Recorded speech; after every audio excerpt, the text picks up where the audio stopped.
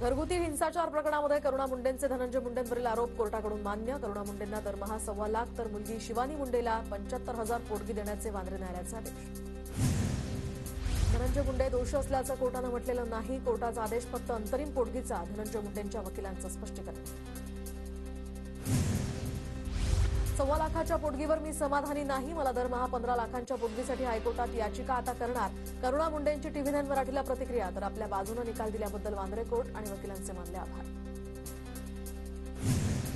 वाल्मिक कराडकडून धनंजय मुंडे आणि पोलिसांसमोर मला जिल्हाधिकारी कार्यालयामध्ये मारहाण. करुणा मुंडेंचा गंभीर आरोप. फडणवीसांसह जिल्हाधिकाऱ्यांना निवेदन दिल्याचाही दावा. धनंजय मुंडे आमच्यासाठी कधीही हानिकारक नव्हते. माझी आईच घरगुती हिंसाचार करायची. धनंजय मुंडेंचा मुलगा शिशिव मुंडेची सोशल मीडियावर पोस्ट.